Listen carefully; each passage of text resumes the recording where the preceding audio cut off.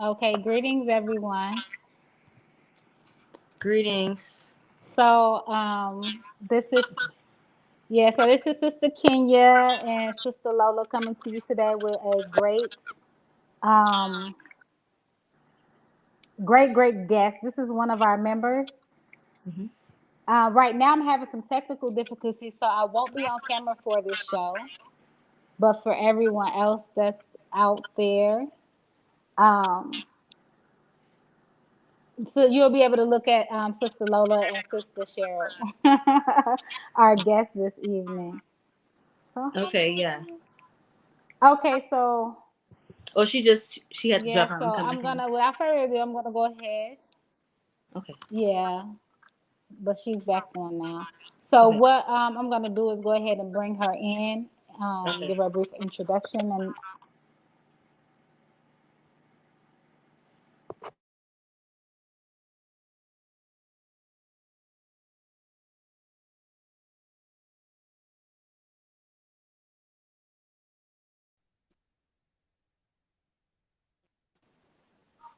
Hi. Great day. How are you? Good. How are you doing? I'm excellent. I can hear you Good. well. You can hear me well? Yes, okay, ma'am. that's a Okay, good awesome. I can hear you guys too. Love your hair. Oh, thank you. Thank you. I like how you wear yours when you had up in the wrap and everything. Oh, I thank need to you. learn how to do that. You said what now?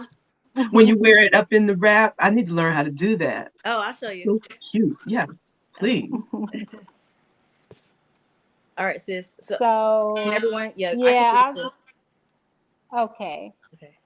Okay, so I want to go ahead and just briefly introduce Sister Cheryl Ruth.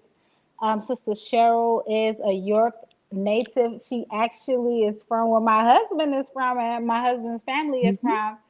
So this just goes to show you how small the world is. For sure. You know that 6 degrees of separation is a real thing. Real. Real. And I don't think anything happens by chance. You know, I don't believe in coincidences. And, you know, however kind of way Sister Cheryl connected with us, and here she is today. She works on our media team. She has a background in alternative medicine, natural healing, same as me. That's something I'm really interested in. So I'm going to go ahead and let her introduce herself a bit more, and then allow Sister Lola to go into her questions. Okay, I guess that's my cue to talk. Hi, my name is Cheryl Ruth. Yes. Kenya said, I am from York, Pennsylvania, born in York, raised in York, and some of Harrisburg as well. Currently in Harrisburg, and yes, I was surprised that your husband knew my family, so that was pretty cool. Not a whole lot to say. Mother of three.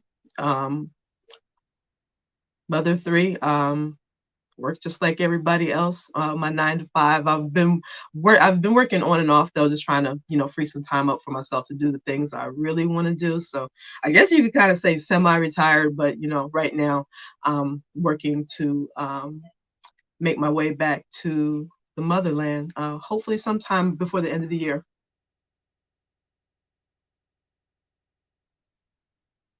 That's beautiful. I'm excited for you to go Oh and see it. wow. Yeah. You got it, sis. Yes. Me? I was gonna say too, when I met initially was introduced to Sister Cheryl, she was okay. Well, I was initially introduced to Sister Cheryl. She was living in Ghana. No, no, can y'all hear me? Yeah. Okay. Yes, we Yeah, can. she was living in Ghana. And then by the time I reached back out to her, she was back in the States. I said, what are you doing? Okay, okay. So you've already been to the continent. This will be your first time going to Salon. Yes, yes. Hopefully, be able to go by the time the weather turns again here. I'll stay here for the hot weather, but when it gets cold again, yeah, I need to be over there. I But do the yeah, same. yeah, for sure, for sure. Yes, we did meet when I was in Africa, and I think by the time we really got things together, I was back over here. But soon come again. It's it's not a permanent thing. and maybe to go back and forth until I have done what I need done over here, and then go from there. Right. I totally understand. Well, at least you've been there. You've been to the continent. You've experienced it.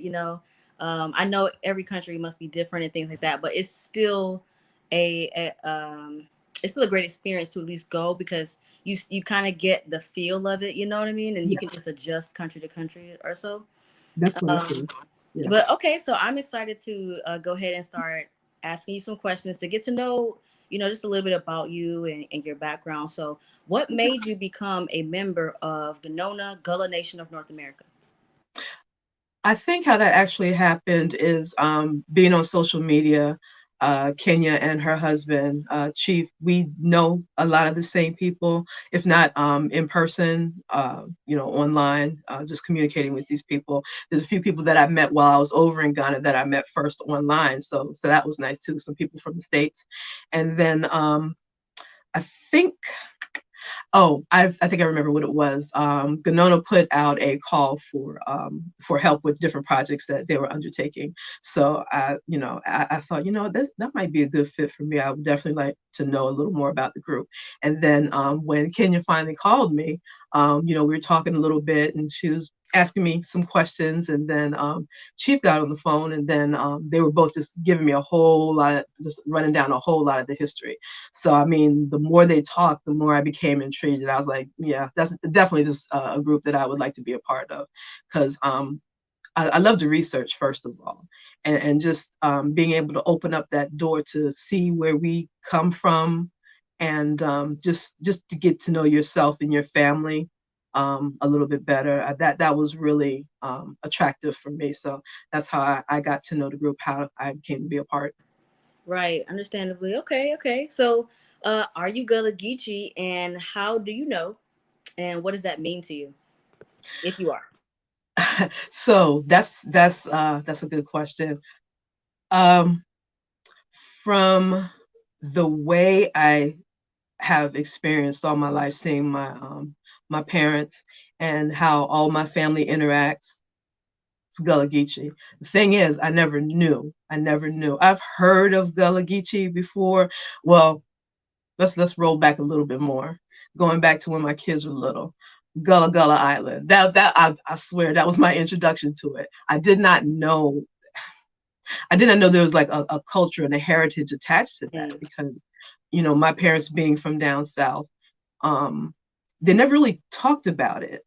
We made trips every summer to our family reunion when we were kids, and that stuck with me. Obviously, that had a huge impact on me, and seeing how people interacted with each other, the cooking, the customs, the way people talk, quite different from me, how things go down up here in the north. But you carry that with you. It's in you. But however you get it, it's in you. But my parents never talked about being, oh, we're Gullah Geechee. So I never had like the formal knowledge that we were, but just those experiencing those things, like, yeah, that's got to be where we're from. And then living in that in the corridor area, that's where both my mom and my dad are from the corridor area. So that's how I made that connection. Wow. Okay, that's so interesting, because you have, like, from what I've experienced, you see gullahs who, they knew exactly what it was, like they understood, but then you have a lot of us like myself where we have the culture, we have the customs, we have I was taken back down south too, even though I was still in the south in Georgia, but I was taken back down to Florida and to the Carolinas, so that I could connect to my Mm-hmm. elders and to my family. And that's, but like you, I never knew that was like a nation of people. I never knew that in that way. You know what I mean? Yeah. So it's And beautiful to see how we all act similar. We all have those customs. We all have those yeah, things about us. But yeah, then to know, like, oh wow, that's why I'm like that. That's why I do what I do. exactly. And just more to that point, um, I did live for a few years in Florida, and I see how a lot of that is similar to the culture as well. And then knowing that my great grandfather, he set up business in Jacksonville, Florida, I'm thinking from South Carolina to Jacksonville. What made him do that?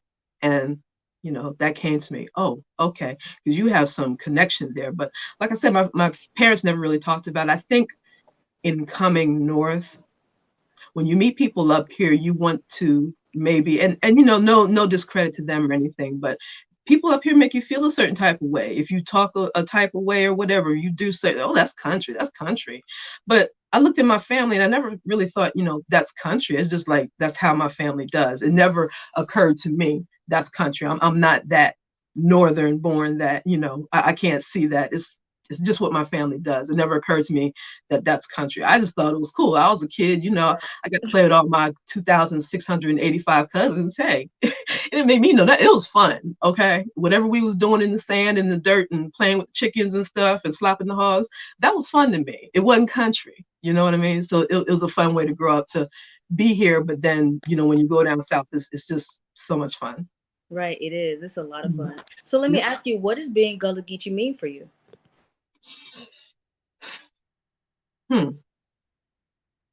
I think to me, it means a connection, being able to make a connection, being able to reach back and say, oh, this is why I do what I do. This is why my parents did this certain thing. And this is, it gives you a deeper understanding of who you are. And again, your ways, your customs, the food that you eat. So it allows you to make a connection. You understand yourself deeper. You appreciate you appreciate the people that came before you, and you don't see your way in life as just your path. It took a lot of people to get me to where I am right now, whether I'm supposed to be here or not. You know what I mean? It took a lot to get me here, and what I add on to that will be, my children's story. This is what my mom did to get me this far. This is what people before her did to get her this far. And it gives you more of a direction as far as where you should go. As long as you know where you came from, it points your direction into maybe what you should do, how you should go forward. It's so funny. I was just in at my aunt's in Florida, and actually specifically like around South Central East Florida, like by Fort Pierce. Yes. And the only thing that my family always says is at all the reunions and all the time is, if you don't know where you came from, you don't know where you're going. And I just find that funny that we all say that. Like at some point in time, we all say that phrase, we all repeat that. And it's so true though. It's so true. It's really difficult to even move with power and confidence when you don't know where you come from. That's it. Yes. You took the words out of my mouth. I couldn't express myself, but that's exactly. Yes. Move forward in power. Yes, 100%. And it's just, I'm so much more thankful for who I am. And like you were saying, to know the shoulders we stand on is so important. I was just back listening to a lot of the stories that my elders were giving me, how they had to work in the fields, because even though they own land and things like that, but as far as working in jobs, here in America, we couldn't have certain jobs. We could only get certain ones. And it's just like, wow, they were working from sun up to sundown for like 50 cents a day. And it's just like my 91-year-old uncle was telling me that, and it's just like, wow, it really puts things into perspective, like you were saying. Absolutely. And you have to, that would tell you too how strong a people that they are, how strong a people that they were, and what you have inside of you to do as well. When you realize that, what they went through, and they're still here, or they thrive, they were able to make a living. So if they could do it, you could do it. And the thing is that, like, I didn't really understand how privileged I am, even though, we still are going through, racism, and we still go through the system, and we're still being hunted down, that type of thing. However, the privilege, my aunt can't swim. Why? Because she couldn't go to the pools. it was illegal for her to go to the pools because of the color of her skin. She was drinking out of colored and or colored water fountains and stuff. And so it's just like, I really didn't even understand the privilege that I have to even be able to do this, to be able to own my own business in this way, in this capacity. And like you said, it's just like, we could do anything. We can do anything.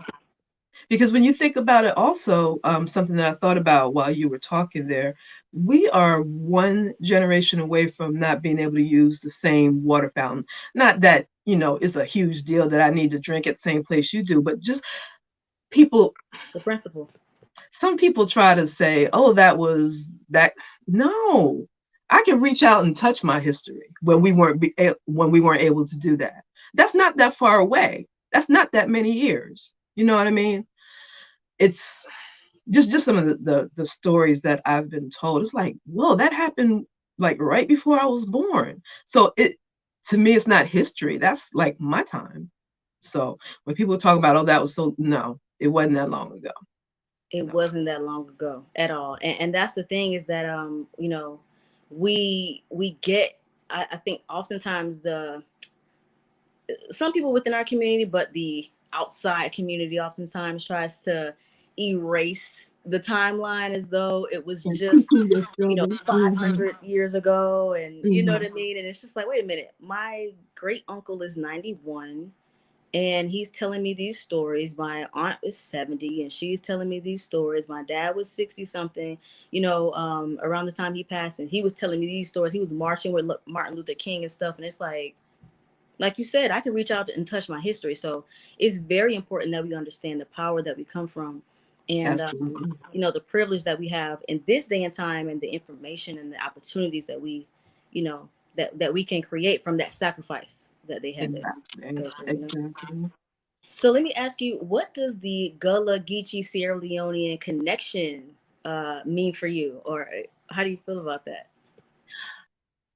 That's something to feel really good about, because when I went to Ghana for the first time, I remember walking around in the streets and I would see like young men that looked like a lot of my cousins. I'm like, whoa, okay, so maybe we're from here. I haven't gotten my ancestry test done, but that's in the works soon. But I thought, oh my gosh, I've seen so many people that look just like a lot of my cousins. I'm like, okay, we from around here somewhere. But also, when I look at the Sierra Leonean connection, again, it's a way to reach back into history and say, this is where I'm from. This is where I belong, and this is someplace I can come back to.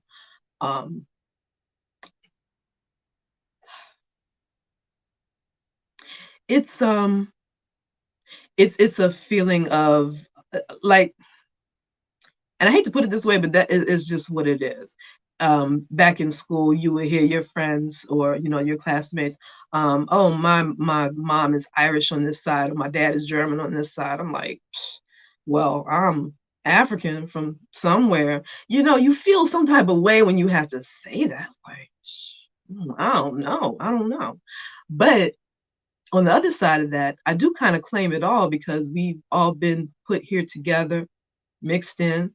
So, I tend to claim the whole thing, but to have a specific place and to be able to see what your people right before you did, and to be able to connect it to what's going on there now, and you see the connection there. It's nice to be able to say, this is where I can go. This is, where I belong. This is where I could find home, some familiarity. This is home. So that's what that means. Yeah, I completely agree with you. And just to touch on what you said, as far as like, you were in Ghana and you saw, people who look just like people you saw back home, and family members and things like that. I felt the same way when I was in Salon. I was just like, wow, oh, wow. Like I didn't know I wasn't back in Atlanta somewhere down, you know what I mean? Like just around a bunch of Black people, like, because we all have that. I believe Baba Senghor says that Blacktricity. We have this thing about us, you know what I mean? Word. And it's just it spreads throughout wherever we go. No matter where we are, you find that common thread. And that's one thing I do love about that, about being Gulligici, though, is the fact that it is that pan Africanism, in the sense of, it was many tribes that came together, that decided, hey, we're going to come together, and do this thing, and maintain a lot of our culture and heritage, and stay strong together and remain sovereign. And so that's one thing I do love about that, is that, like you said, it really does suck when everybody's telling you where they're from and you don't have that pinpointed place, Yeah. or Yeah. even tribe. You can say you're from this place, but to know the tribe you're from is even more like, yes, That's special. you're right. It's that much more special. However, we did have that issue of the mixing, and the enslavement and all that and all those things. And so it is a very it's a hurtful thing in the beginning when you can't, Yeah. Yes. Wow. Yeah, that's what it yeah, is.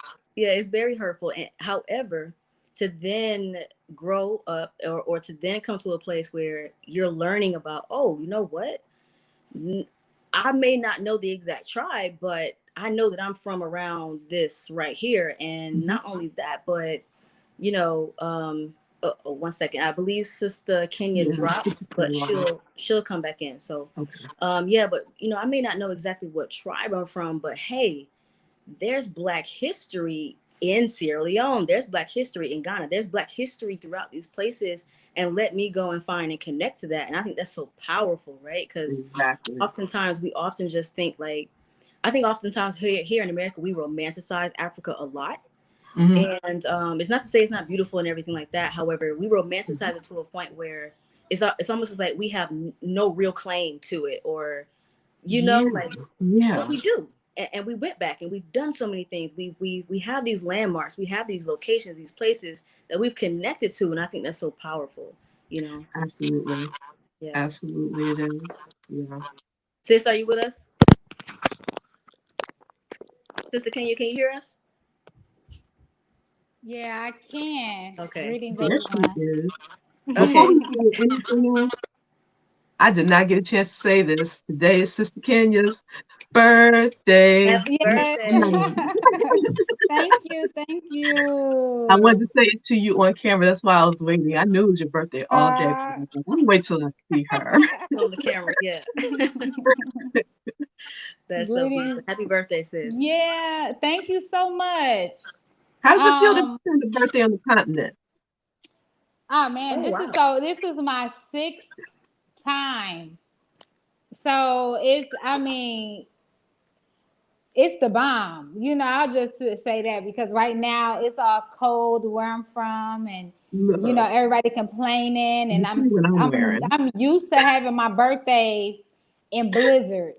in the So it cold. feels good to be out on the veranda, having the breeze. It's just all nice out. Even if it's hot, I'm grateful I because know I'm that's so right. used to just being freezing cold. I always tell this story. My birthday, the birthday before last, so 2014 birthday, because I repatriated 2015. Okay. So, but I celebrated my birthday that 2016 because it was that February. So the 2014 birthday, it was so cold. I cried. I said, I'm so tired of it. I was just like so tired over it. I was so over it. I had a meltdown. So I was when I first on my first birthday here, we went to the beach. I had went to the Atlantic for the Oh, first time, and it was just so yeah. beautiful. I I know. mean, we saw a lot going on there. Um, I had saw my it was I'll just never forget this. There was this two boys, like two young boys there. They were like pulling in the fish and all this kind of other every it was like so many things happening on the Oh, beach that wow. day. And there Wow. was some boys, I want to say maybe they're like about 8 to 10 years old. And so I guess they were being punished for whatever reason. They ain't have on clothes. They was out there. They was doing squats. Like the parents had them doing squats and all kind of other stuff. I was like, what is going on here? But yeah, that was an experience. I wrote a whole story about it. It was just so Oh, beautiful. wow. Just my whole experience.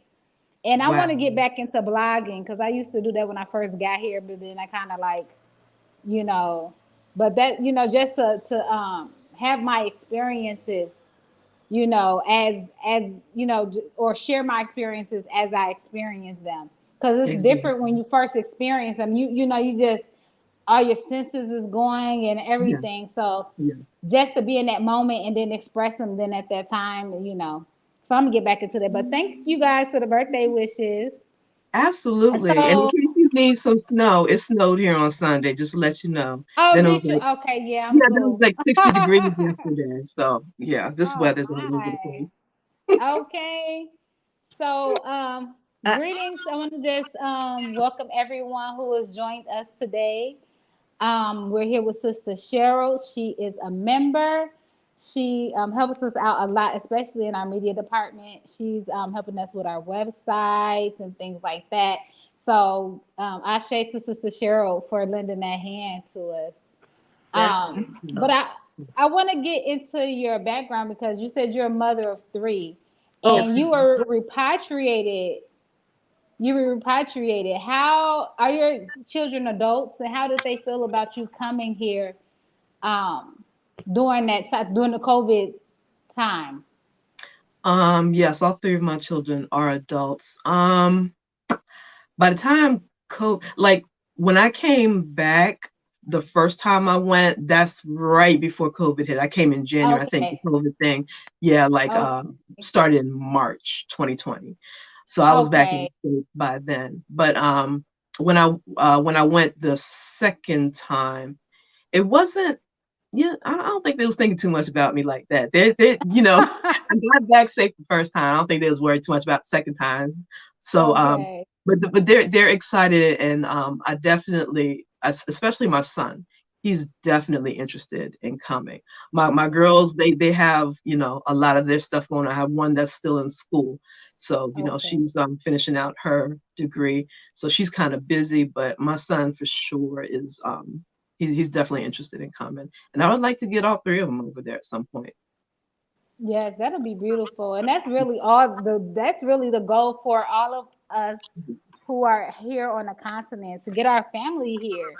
Yes. Like, you don't want to, and sometimes, I don't know, sometimes I feel guilty because I'm here and I know it's a Yeah. whole lot going on over there.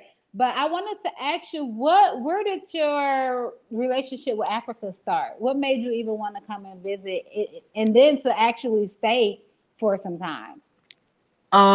Actually, um, let's say about 2018, I was following. I still follow a YouTuber, and he went to Ghana for the first time. And I remember I was working for the gas company. Shout out Centerpoint Energy, Louisiana. Anyway, um, sitting in my cubicle, doing my work, and I was checking out the latest episode, and I was like, huh, he's at the airport. Where's he going? And then keep going through the episodes. This dude is in Ghana.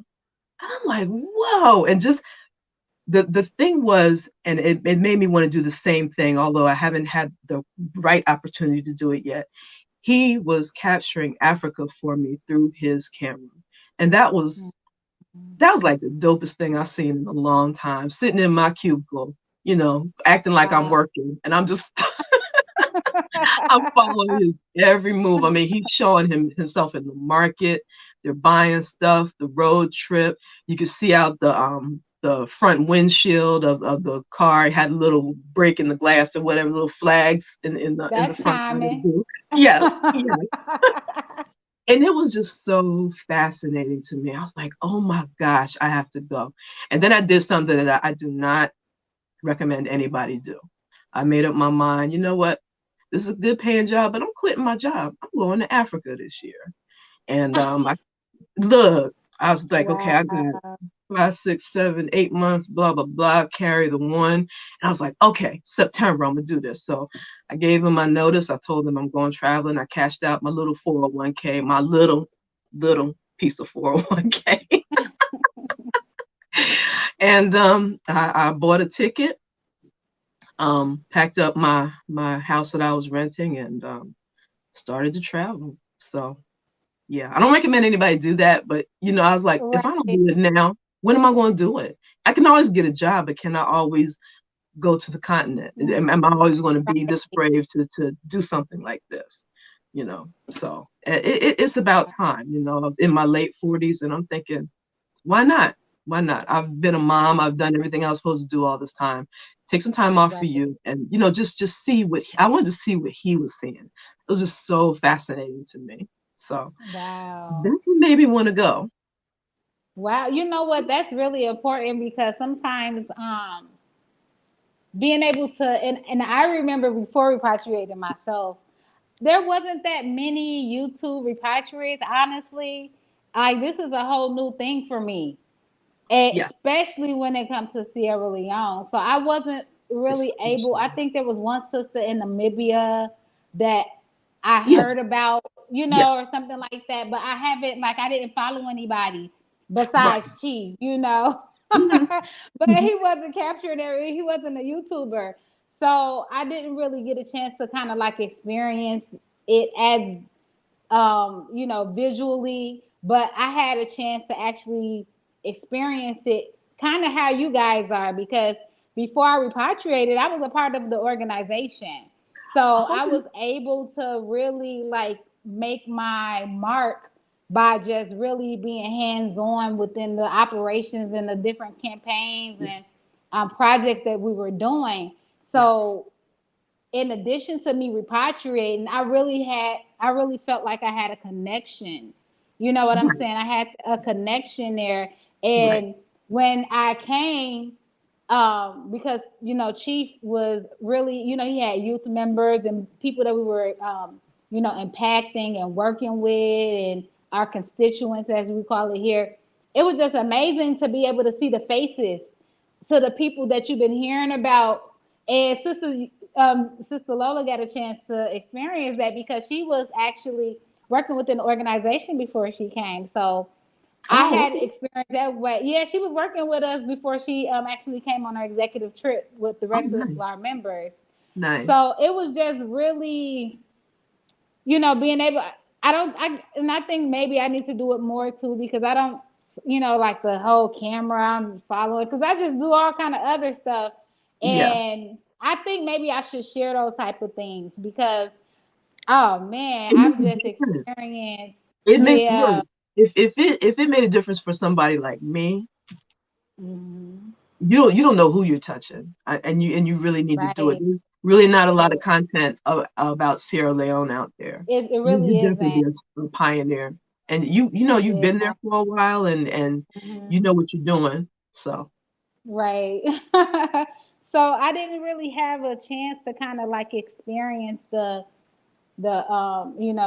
seeing how things were like at somebody recording them and things like that. But I understand how that can how why they would call people like those influencers. yeah, You're really influencing people, yes, you and are. that's one of the things we always our and we're our ancestors' wildest dreams. Our ancestors prayed to come back home, and I Hmm. understand this. You know what I'm Hmm. saying? So I'm the first within my family lineage to come back to Africa and to repatriate. I have other family like great cousins or first cousins for first once removed or second removed or how I forgot how you said it. But I have a couple of cousins who did come visit once, but it was a different type of vibe. And no Hmm. one can come to stay. So it's kind of like we're setting the precedent for those Absolutely. behind us, our family. We have to lay found, especially those of us who are repatriated, because it's a lot. Things aren't easy in Africa. My lights just came back on. My lights was out, so that's why I wasn't on camera. So it's not easy, but just to make sure that our family and friends are being prepared to come and then to make a difference, Hmm. it's a game changer. It's Absolutely, a it game is. changer. It lets us know that we have options. We're not stuck here Yeah. dealing with what we've Yes. been dealing with for the past 500 years. You have Right. options. It may not be the easiest option, it may not be the cushiest option, but being here really has made us very content and very Yep. lazy. And Hmm. I see the difference. Even getting water. like where I stayed in Ghana, it was a Mhm. family house. So I stayed on the second floor.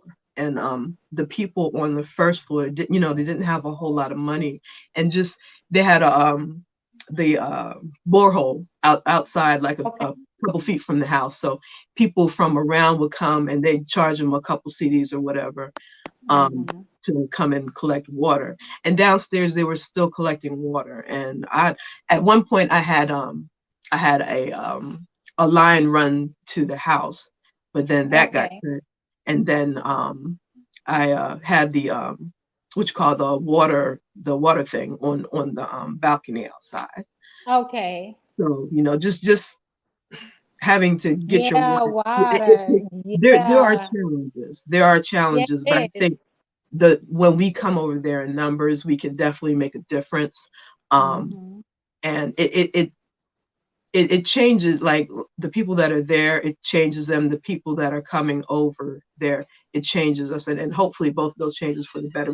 We don't come over with a Western attitude. We don't come over with Mhm. any expectations of this should be this because this is how it is where I'm from. No, you come there to Right. learn. You come there humble, and you come there to work and to improve lives on both sides. We have to Right. know that we have options. We're not stuck or married to any one thing. Don't stay in a bad relationship. Say that. That's just what it is. It's not going to be Right. perfect, but we're family getting to know each other again. We've been apart for Mhm. a long time, and Yes. we've grown different in different ways. They're more traditional. We have more of an edge to us. So those, when you get those things in the right proportion, it'll definitely help. Yes. I agree. Um, yeah, I do. So you talk about water. Right now is the dry or Hamatan. So it's Yeah, into the dry season. When we season. talking, wait, I saw a meme a few weeks ago that said it was a dude covered in dust from head to toe, and it was like it's Hamatan season. I was like, that meme is on point. That meme is on point because everybody walk around here ashy, and that's oh man, The it's first like year I went there, oh my oh gosh, I my saw these god. billboards that said Harm. I'm like, Harmattan, what's that? And then it was a lotion advertisement. I'm like, what is that? And then Okay, right, I waited a perfect couple months. I'm like, advertisement. what is this? Why is my throat so dry? I was like, oh, Harmattan, okay. Wow. Oh, Harmattan, Wait, okay. so Harmattan, yes. I just learned that the Harmattan, like for us, so okay. I'm trying to think of how this goes. I might have to consult Chief. Because Hamatan is when because it's desert. A lot of the time when No, it's the breeze coming. It's the winter breeze blowing from the north, okay, so the winter coming brings through the Sahara Desert, blowing over across the Atlantic, creating the future spring storms in America. mm. Did That's y'all get cheap, that? y'all. That's cheap. And and She said. and it's also there's nutrients inside of the sand that comes from the Sahara Sahara, Desert, yeah, that's the part. and that's what fertilizes the Amazon in South America. Yes. So the breeze that's coming Oh, from here, that's the part I remembered. So the okay. breeze or the wind that's coming from here during Hamatan season, because remember, all of that that's in the north, the North Africa down to Senegal, where it's dry, that That's used to true. be fertile land, Yes, right? yes. So Oh, once it dried up like that, those that same air or breeze, it comes from the what is it called? It comes from the forest, the Amazon. So it goes over to provide nutrients to different. So the deserts provide nutrients to different fertile places, especially like the rainforests and stuff like that. And I didn't know that. I And I had was no like, clue. wow. I just found that out. It was just like a few weeks ago, and I was like, okay, so that's where. And another interesting part about if we know the history of Mansa, not Mansa Musa, but Abu Bakr, the first Mansa before Mansa Musa, Right, he right. set sail. They set sail 2,000. in that oral tradition, they said sail 2,000 ships from this region over to America, and doing that, this is the time where the breeze will just take you right over. You don't even really have to sail. It Yeah. naturally, before how the wind is, it naturally takes you over there. So I was Okay. like, man, Okay. That's called the trade yeah. winds, So right? that's pretty. Yeah, Wow. exactly, Wow. exactly. That's what they use. And our ancestors were African people were the ones that knew the navigation. So Yes. they were the Yes. ones who were aboard these ships that we talk about. And it's just Mhm. crazy because they looked at it like business, Yeah. you Yeah. know. Hmm. 400 years later, here we are, the Hmm. diaspora that's Yeah. from here, connecting back as Gulligicis, all of us Yes. connecting back to here. And I heard you talking about how you were able to like basically grow up in the culture but not really recognize it being, being Gullah Geechee. And you from York, just like my husband and just like my husband's family. He has Hmm. a big family in York. So a lot of his family is the Jamisons. So that's like one of the largest black families there. That So name sounds Jamison, very familiar. yeah. So right. So Jamison, they have their surnames, but you broke down the clans. Everybody got different names, but you come Yeah. from the same root, the Yeah. same family. But and he always say this: a majority of the people that migrated to York, they had a family lineage. So a lot of them are related and come from the same counties, those same Gullah counties and things like that. So Yes. if Yes. you're not blood related, you know somebody that's coming from those same. You know what I'm saying? Like we call it kinship or Yeah. kinfolk. You know what Right. I'm saying? It's not a Right. direct blood Mm. relation, but y'all grew up around each other. Y'all know some of the same people and things like that. Yeah. So, You know what? um, Now that you say that, my uncle told me this story just a couple weeks ago. I forgot what we were talking about, but he was telling the story about when his sister, my aunt, when they first came up to York. He said like she was the home base, she was the base house. And so she went up there first, and I think she started working at Caterpillar. And then my dad came up, and then some of my uncles came up, and then some of the friends like that lived around, they came up too, and they were all taking rooms at her place. And as they built up their money and so forth, that's when they moved out, found their own places, established themselves and their families and everything like that. And that's a story I'd never heard before. And when we look at a lot of the immigrants that come here, they do the same thing. They just coming from another country. They all bunch up yep, together. And sometimes we look at them like, there's too many people staying in there. We did the yeah. But same we did the thing. same And I thing. just heard that story like a couple weeks ago. And I was like, Yeah. whoa, it's all connected. Wow. It's all connected. Yeah. Yeah. That's interesting. And but as far as it, we're African centered. Sometimes you don't know that you're doing things that's African centered or African. You just thinking like, hey, Exactly. this is my family tradition, or Yeah. I just feel like I feel connected to whatever it is that I'm doing. And you have a connection to alternative medicine or traditional healing. So you're herbalist, and then you're a massage therapist and things like that. So tell me a bit about how you got into that field. Do your family have a background? Did you grow up seeing? Um, Actually, actually, if they do, I don't know about it.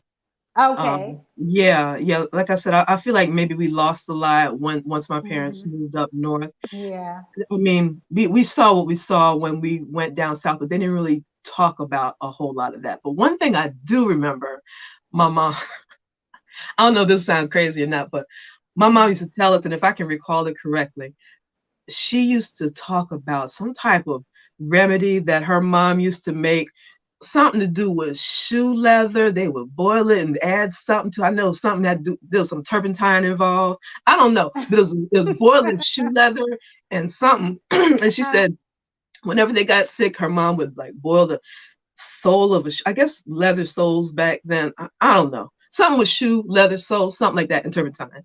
and they would take it and they were magically well again. Like I said, all the pieces of the story, it doesn't all come to me, but I just, in my head, boiling shoe leather or leather. Wow. Don't look at me like I'm crazy, but that's what I remember. But as far as if anybody in my family practiced any of that, I do not know. But one thing that got me to that path was when I had my last child, um, that they had a nurse come and visit me, I guess just like a well checkup or something like that. And then she gave me this little bottle of this like little thing of almond oil. And I'm thinking, okay, what am I supposed to do with this? And she's like, have you ever heard of infant massage? And I was like, no. And she said, take this, you massage your infant, it's good for their well-being, blah, blah, blah, and all that. And, it was like in one ear and out the other, but I kept it.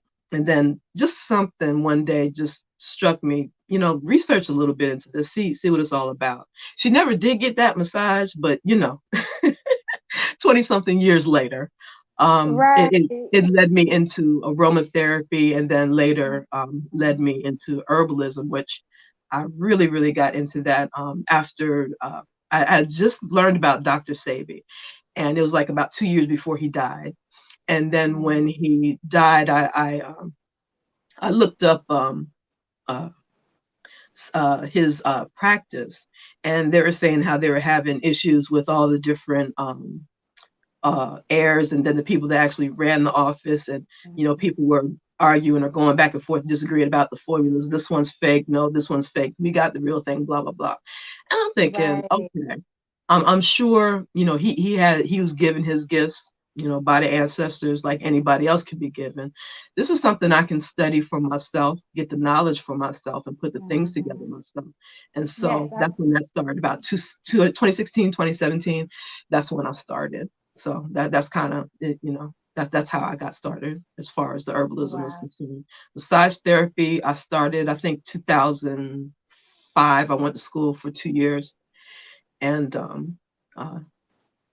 I haven't been like actively practicing. I'll do it here and there, but yeah, I got all the skills for that. So Yeah, that's really dope. I know a lot of people that's in alternative medicine who started with the massage therapy. oh, Um, the hands, the hands are healing. You know it's what I'm all saying? about Once your under intentions. Yes. exactly. Yeah. And so being able to mix certain like essential oils and certain herbs and being able to do your things with them, I know that it is essential to really our healing. You know what I'm saying? I Absolutely. know that a lot of the healing practices that I've witnessed while I've been here, especially when people have certain like broken bones or certain things, they're always massaging. Oh wow. They'll, yeah, always, always. And I've seen people with broken bones heal up within 3 weeks Oh my just God. by just by setting it and massaging and Wow. setting it and massaging. Yes. So Wow. Wow. to be able to combine the knowledge of herbs with that, I mean, it's really a game changer. I think Yes. Africa, because they have so many different native plants, and also like a lot of the plants that they use here, and I noticed that plants that they use in different African countries, sometimes they aren't native, but they're used across the board for different ailments. Sometimes you'll see, like I saw Geechee Experience advertisement, I believe it was yesterday. They were selling the what's it called? Everlasting Life everlasting. life everlasting. I But haven't got here, to any of that wait, yet. wait, wait, here. But here they got the same plant. They Wow. use it, but they say it backwards. They say everlasting life. In America, Really? they say life everlasting. Okay. And it's Okay. used a lot of times. They use it. Especially it's real notorious for asthma. The No two kidding. notorious herbs for asthma here is Okay. life everlasting, as y'all said in there, everlasting life, and marijuana. They use Wow. everybody use marijuana for asthma here. It's Wow. yeah, it And there's no works. prohibition on it there? Say that again. There's no prohibition on it there? It is, it is, but this is Africa. You Just can, yeah, like just like people our pretty much leave ancestors you was that, alone. you know that, and everybody know that's a black marijuana is a black thing. Obviously, Mhm. they have accounts of enslaved people growing it in their own gardens back in. You know what I'm saying? That was something that was us. And Wow. then now you see how they criminalized it. I was watching I believe I forget the name of the documentary. It was like the 13th Amendment or something like that. I Oh, think y'all might it came 13. out a few years ago. Yeah. Yeah. I was watching it last night and it was just basically talking about how in college I took one of like an introduction to film class. It was Okay. just like an elective. I just took it because it was an elective, but it was one of the more enjoyable courses that I took because I learned about basically propaganda, how they used films and things like that to implant messages. And basic one of the basic films that they used to kind of sensitize everybody against us was this Birth of a Nation. So this Birth of birth of yeah. So when that came out, they basically was saying black people, they get high off weed and want to rape white women. and Reefer So Madness. Reefer Madness a was the other reefer movie. mat, yeah. So they always use it to criminalize. So now all these people, making billions of dollars off of it, And folks are still and in jail behind it. and exactly, I don't make that make exactly. sense. Wow. Yeah. So I want to see if anybody else in the audience have questions. I know Sister Lola, you're gonna be stepping away soon. So let me see.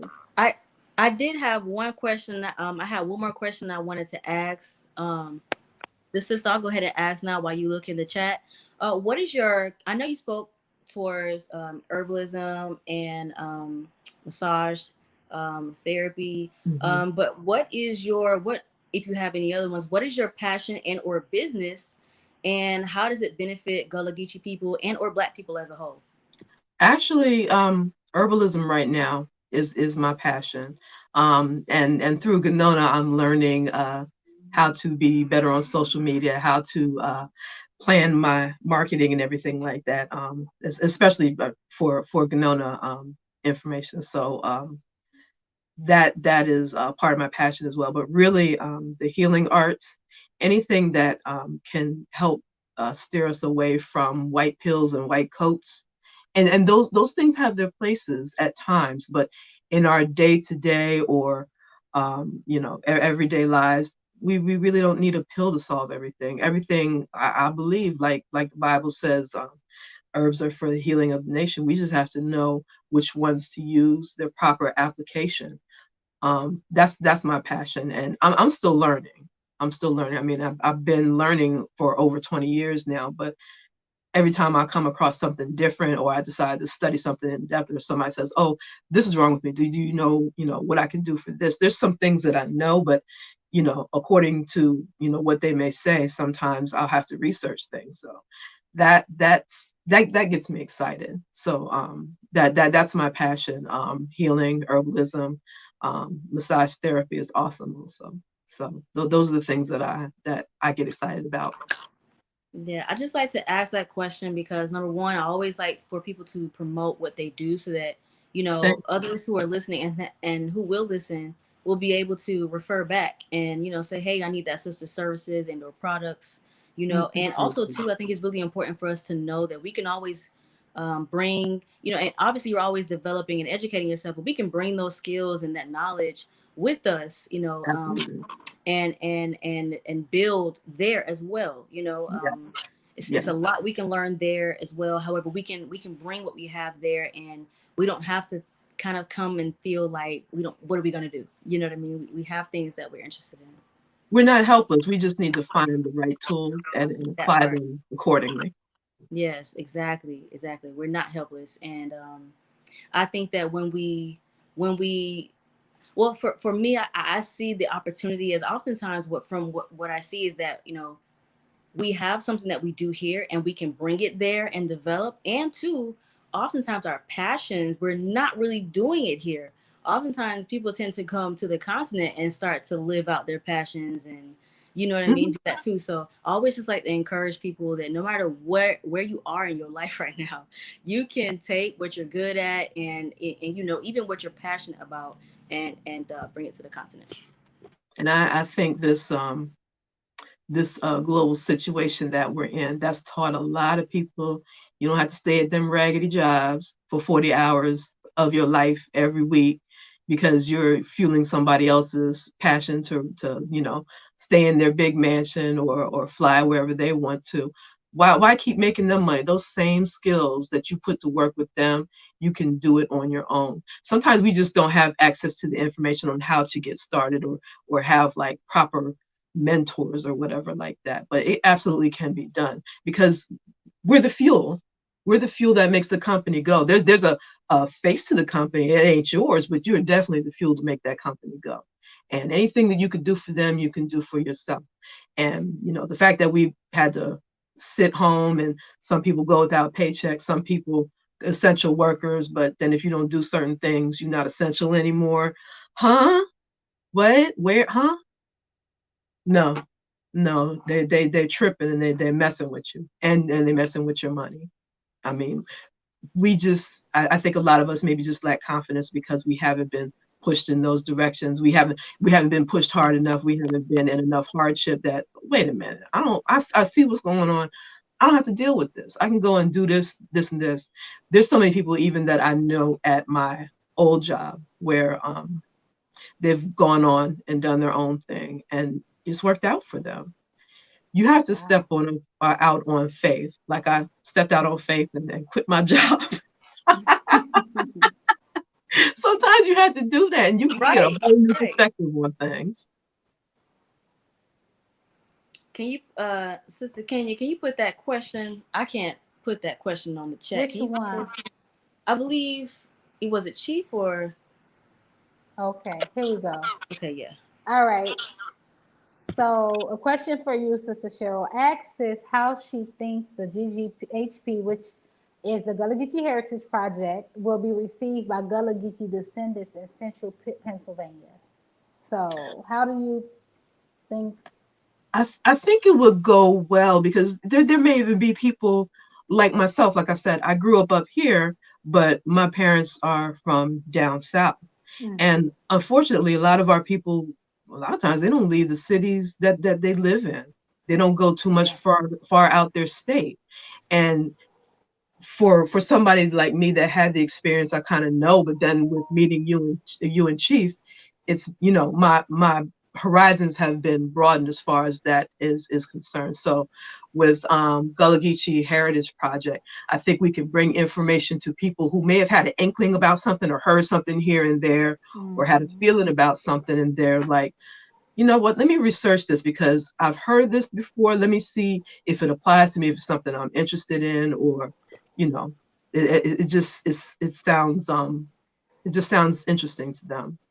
So I think that'll apply to a lot of people because a lot of us are from down south, but we don't really connect to down south maybe like we should or know what questions to ask or who to ask the questions of. So I think that's how GGHP would help.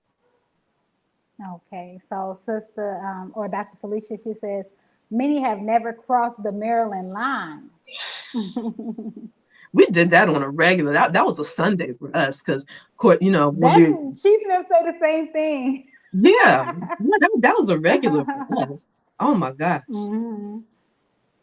That just goes to show you a lot of people that's local. Migrants tend to move a lot more than people that's been sitting in a place for a long, long time. Absolutely, absolutely. So Dr. Felicia also said, how can we connect to build GGHP in central Pennsylvania? I guess you can contact me. I don't have my. Let me see. You can contact me through my email. You can also contact GNONA also or the Basani website as well. There's several different ways to get in Different contact ways, yeah. with us. But definitely I will be a little more vocal on Facebook and social media and so forth, and get the information out there, and you'll be able to contact us. So another statement: the old folks here in South Carolina always say, "You have to step out on faith." Wow. See, that's confirmation. Yeah, That's true. That's right. confirmation. That's true. And Sometimes Hmm. you only move. Oh, go ahead. Go ahead. go ahead. No, go ahead. Sometimes you only move like you were saying when you're facing those hardships or when you between a rock and a hard place. Sometimes it's the only time. It's like I heard this a while ago, and it's just like sometimes you don't know what you're made of until you're squeezed like that toothpaste. It may say, Hmm. you know, mint, but when you squeeze it, you see cinnamon. You know what I mean? It's just like that's oftentimes what it's like, and sometimes I know me personally, I enjoy the pressure of becoming, you know what I mean? And so sometimes me, Yeah. I'm Oh my fine God. with being like, you know what? So the hell with all this, like I'm going to go there. Mhm. Because again, Right. Chief says, well, he's laughing, but quitting faith is like she said, you got to know it's gonna come with what it's gonna come with. But if that's you, sometimes you're gonna need that. And even if you do stay at that job and be complacent or whatnot, still in some way you're going to feel that squeeze and it's going to make you take those steps Hmm. forward. So sometimes we need that, and it's definitely always moving in faith. Mhm. Yes, I Absolutely. say. Absolutely. Hmm. Just to kind of reiterate, if I could leave a message for anyone that's listening, please get out and travel. Please get out and see the I world say. as much as you possibly can. I mean, it's comfortable where you are. I get it. It's safe where you are, Hmm. and you understand, and you're familiar with everything around you. But you don't grow and expand until you meet other Hmm. people. That's Until you true. see, you know, I feel like I'm preaching, but here we go. Go ahead. When I went to Ghana, it, and I know it's going to be that like that everywhere. You see that there's a different way to be. People are doing so much with half of what we have here in the West. Um, there's other ways to live. There's other ways to be. You feel people in Africa, I'm going to generalize and say in Africa, they're probably more conservative than people here in the States. It was just really refreshing to see that women not showing themselves every piece that you could possibly imagine. It's so nice to see women covered up. It's so nice to see kids greet you. You don't see that at all anymore. It is, I was surprised every time little kids, Madame, I'm like, oh, am I that old? But it's cool. It's nice because people speak, and people are polite. Uh, Men are men and women are women. There's no confusion. There's no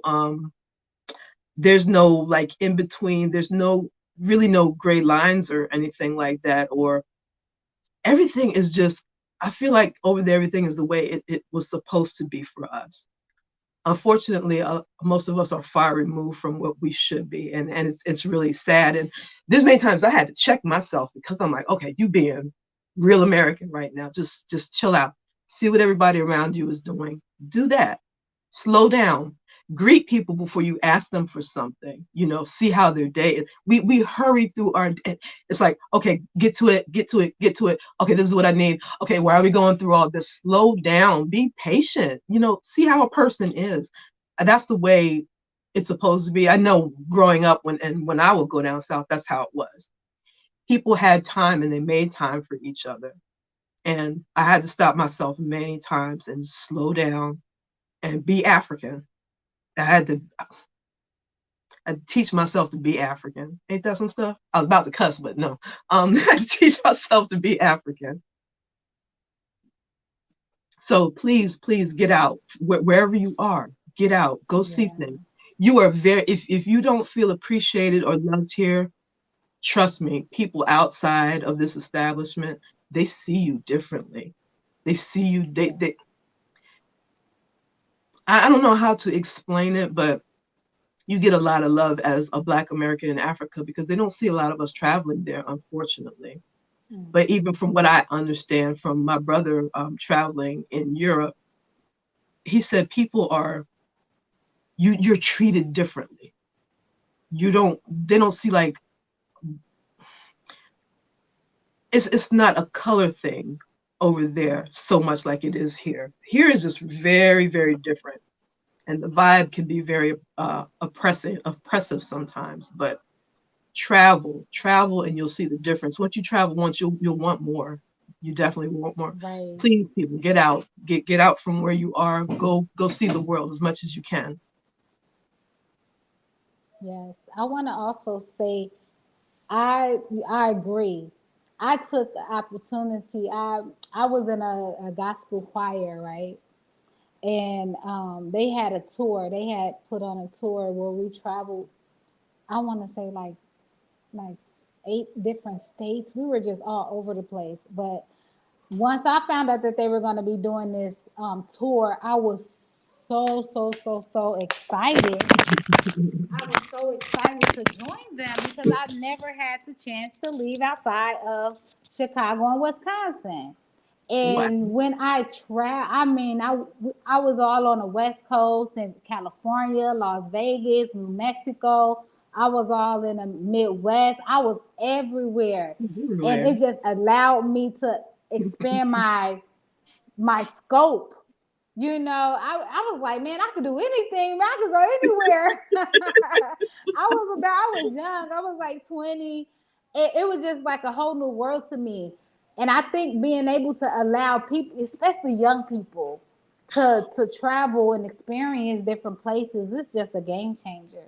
It would make a Um, difference. It makes a it difference. was. We have another question or statement. I think that GGP should organize summer trips to the Gulligici Low Country and Sea Islands. Dr. Felicia, where you at? Because this is something that I know that she was Yeah. already like doing or planning on doing before the COVID happened. So Okay. there was because there's a lot of Gullah Geechee people and even children that aren't. They should be able to understand the culture because if you know African American culture, you know that the root of the African American culture is Gullah Geechee culture.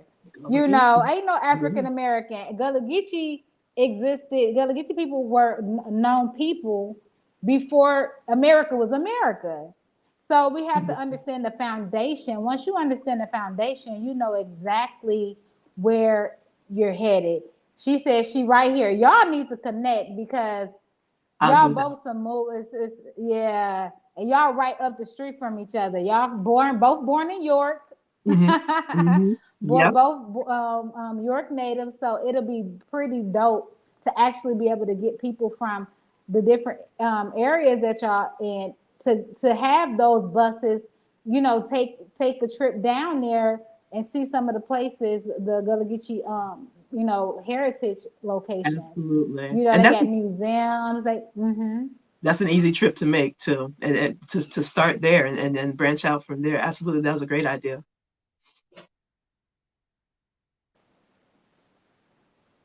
Okay, so we have a statement from Ms. Rosa.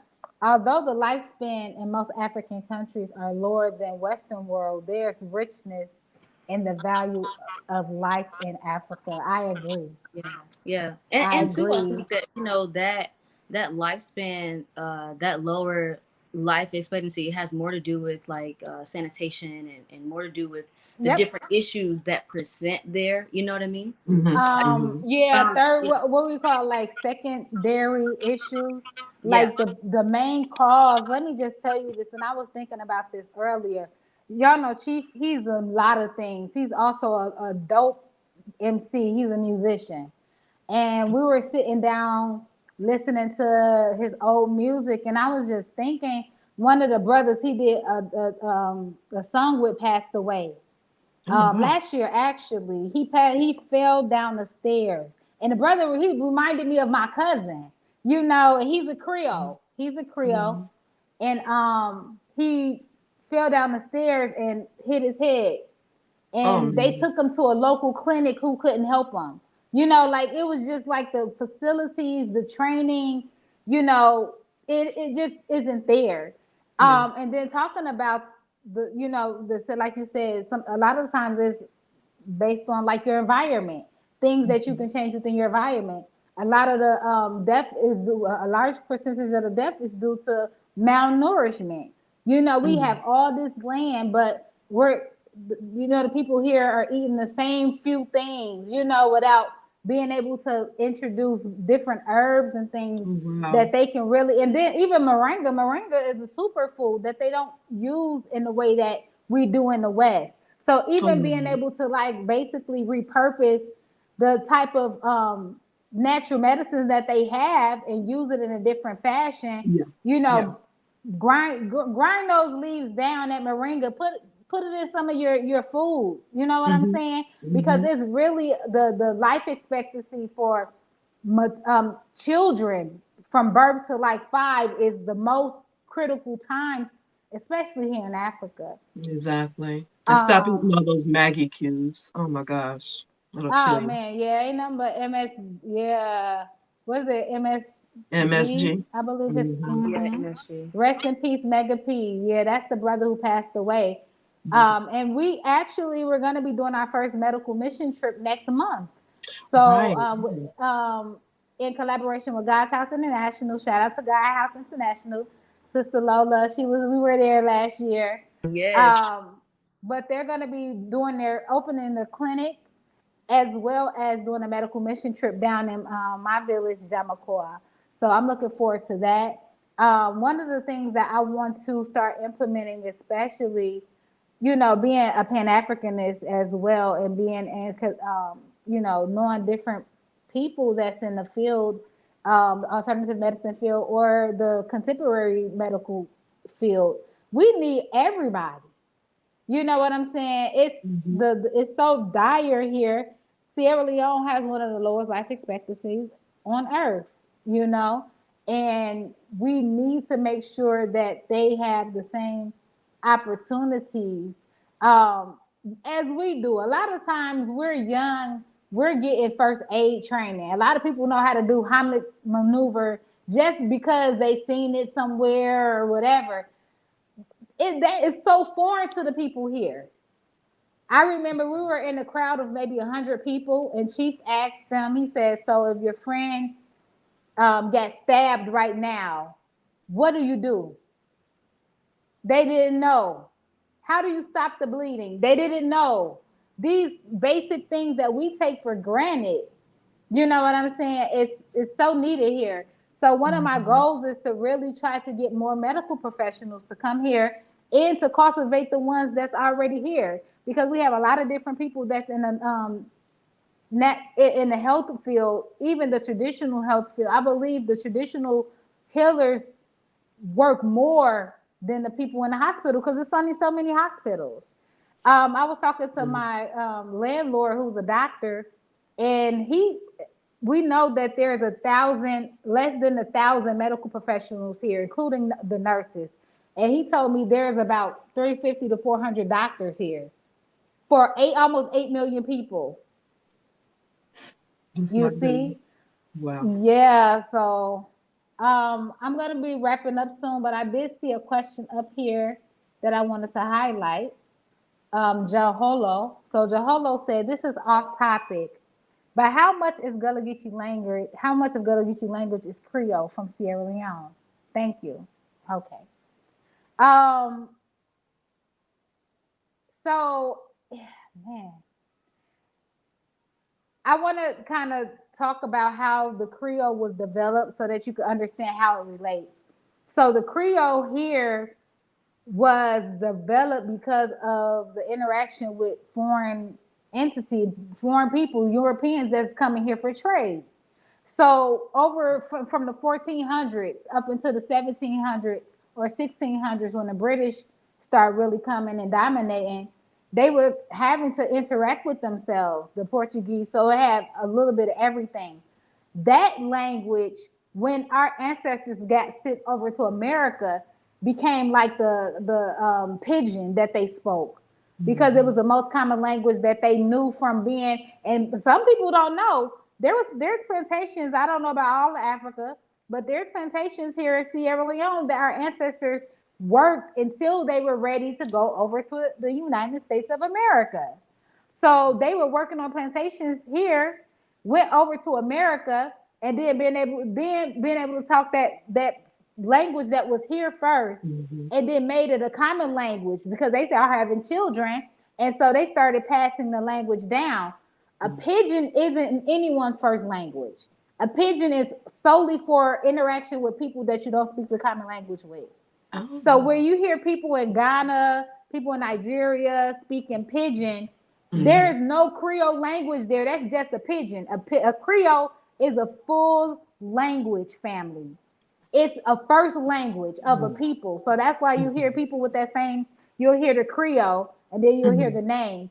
So how it relates is, of course, it started here, but here it was only a trade language and it wasn't fully evolved.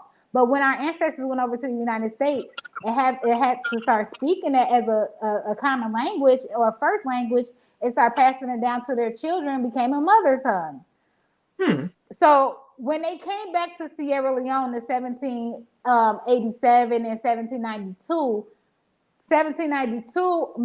a bulk of the people that came to found this city, or this capital city, including the founder, was Gulligici. Thomas Peter was a Gulligici. He was from Wilmington, North Carolina. That's where Sada Shakur from. That's right in the Gulligici Heritage Corridor. Oh, From wow. Wilmington, North Carolina, down to Jacksonville, Florida, or St. Wow. Augustine now because they've changed it. So it relates. It relates as a very similar language.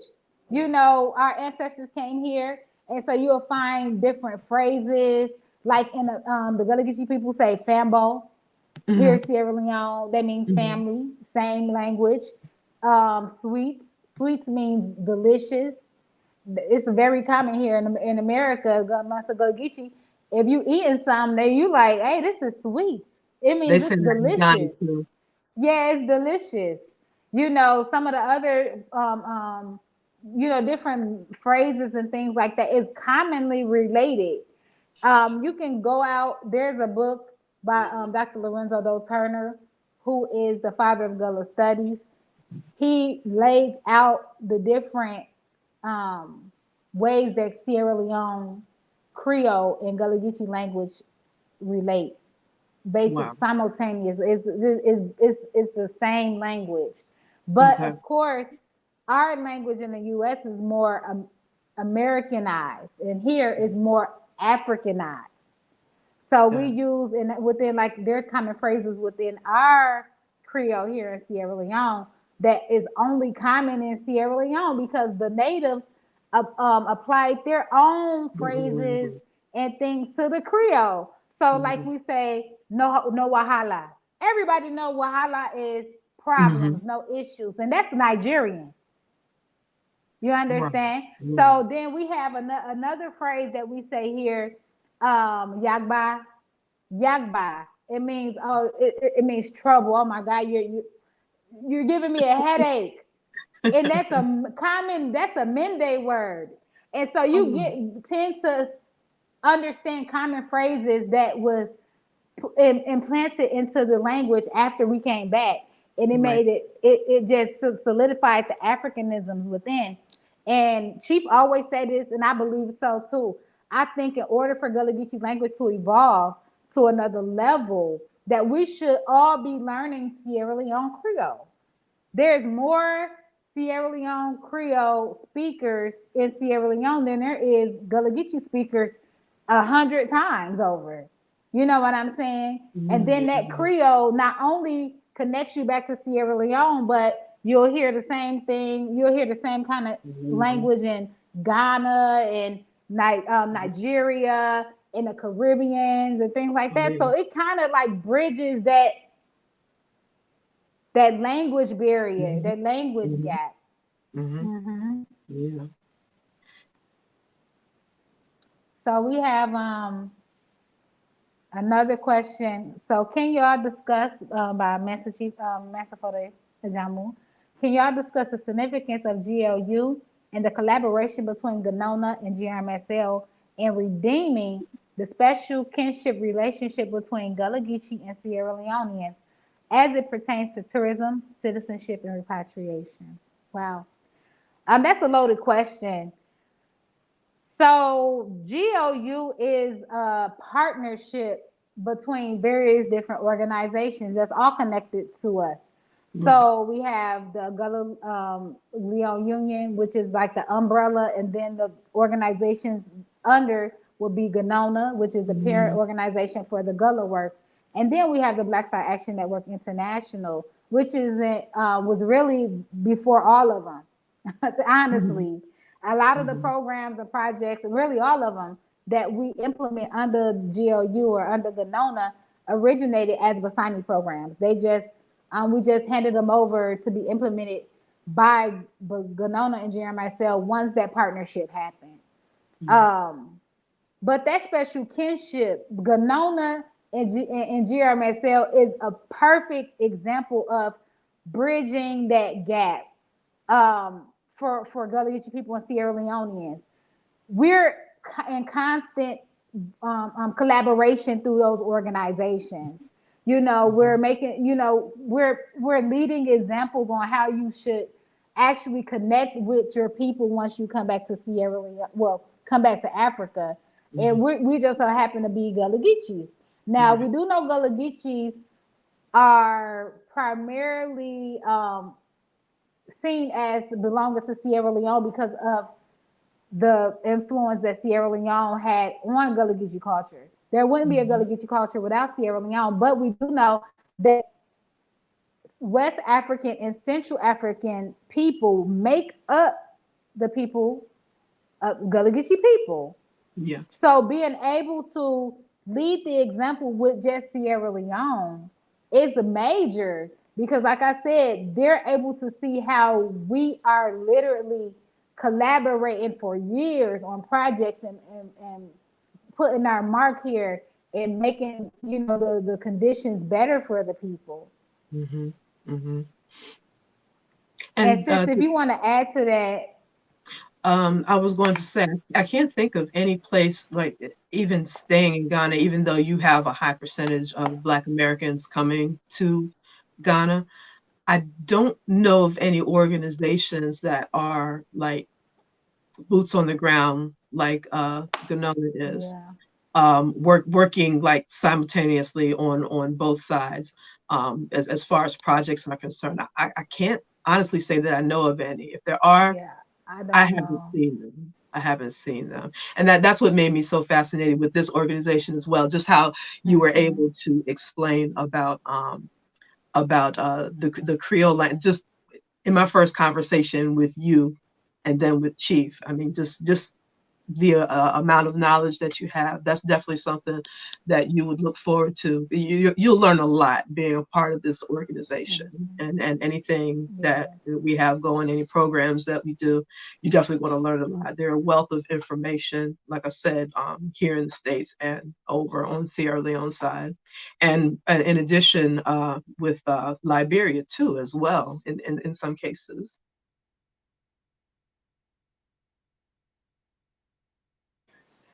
I wanted to also touch on as it pertains to tourism, citizenship, and repatriation. So we do all, we're repatriates.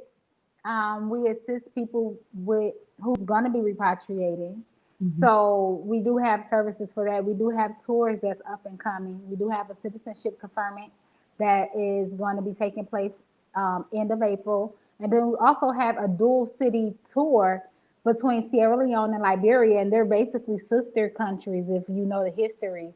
So we're going to be having those two dynamic tours.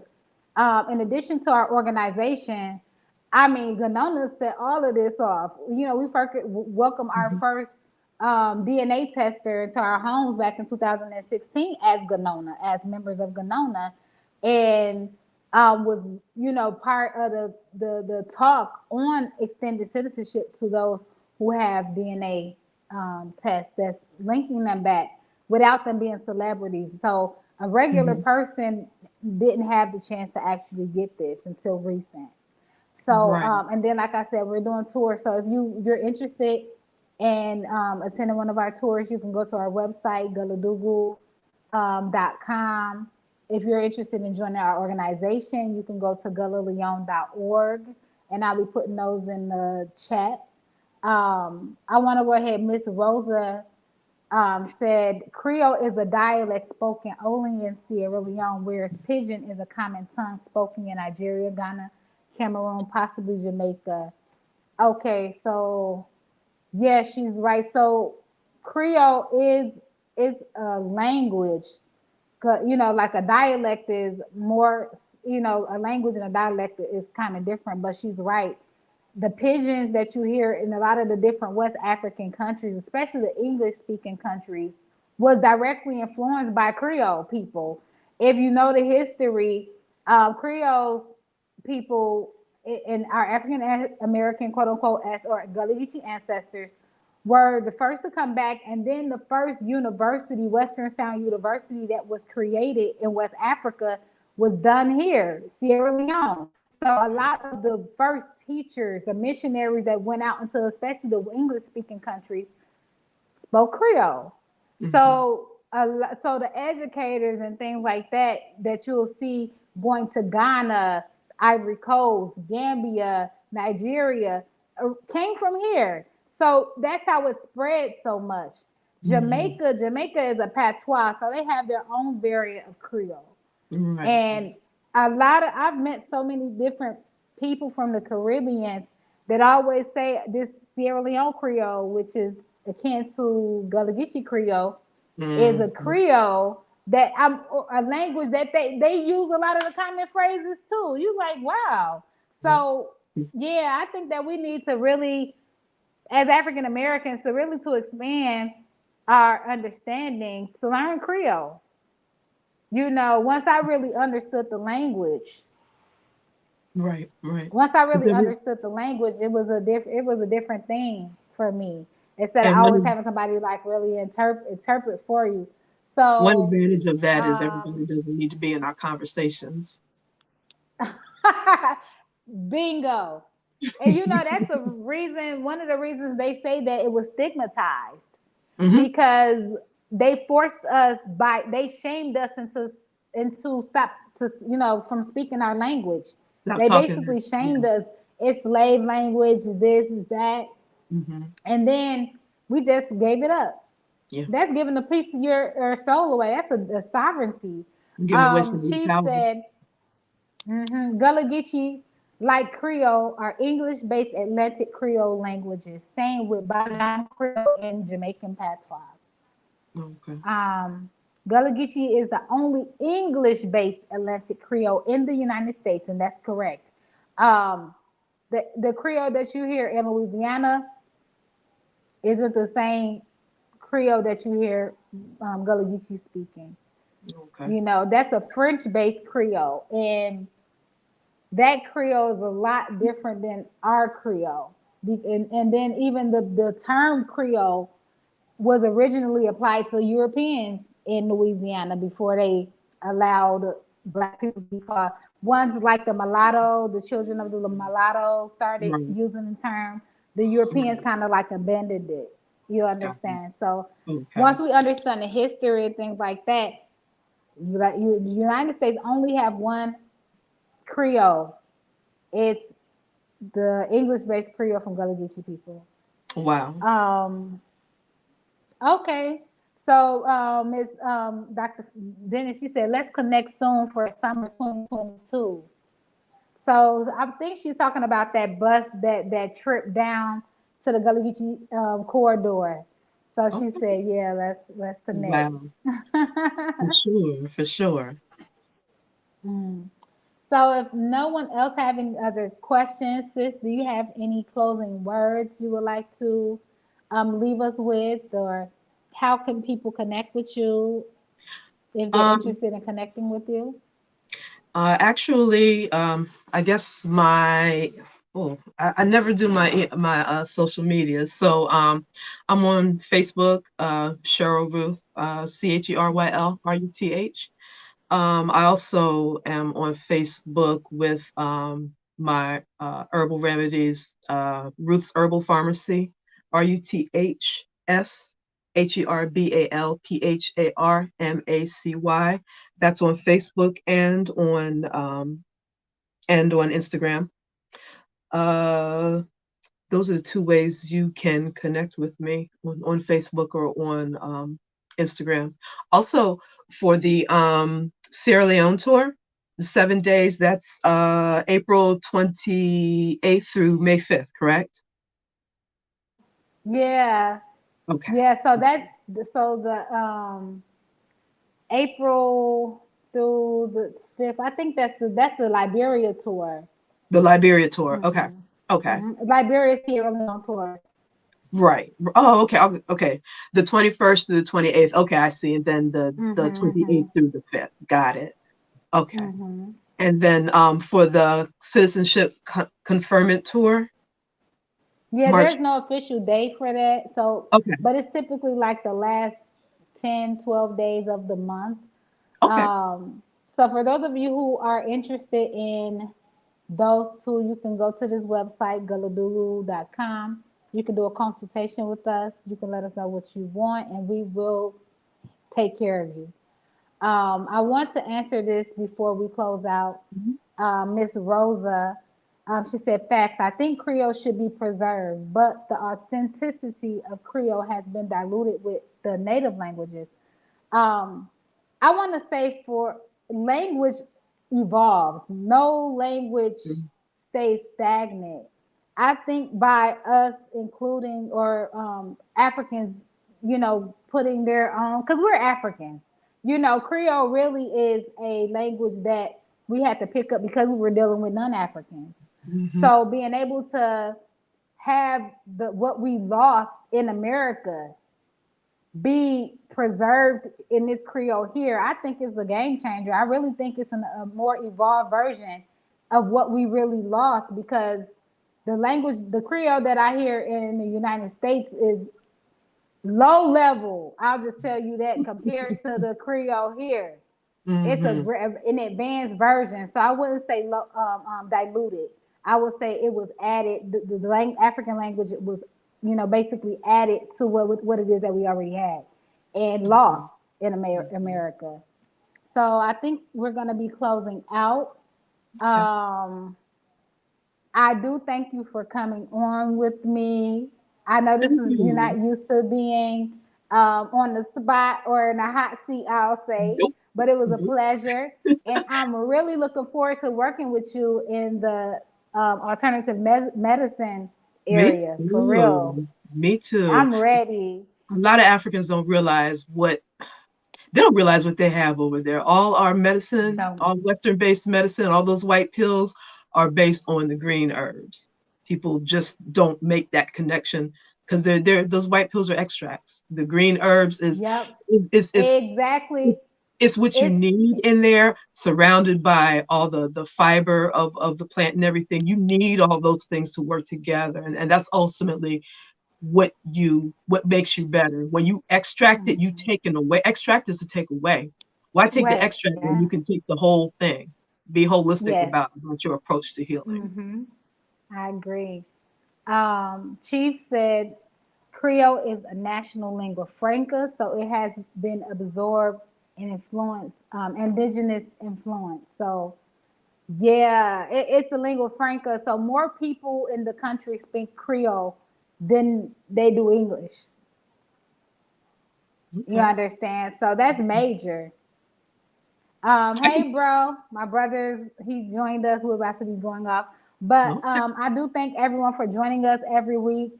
The interaction, Appreciate if you're interested in joining us on this platform, you're able to do that. You can go to gullaleone.org.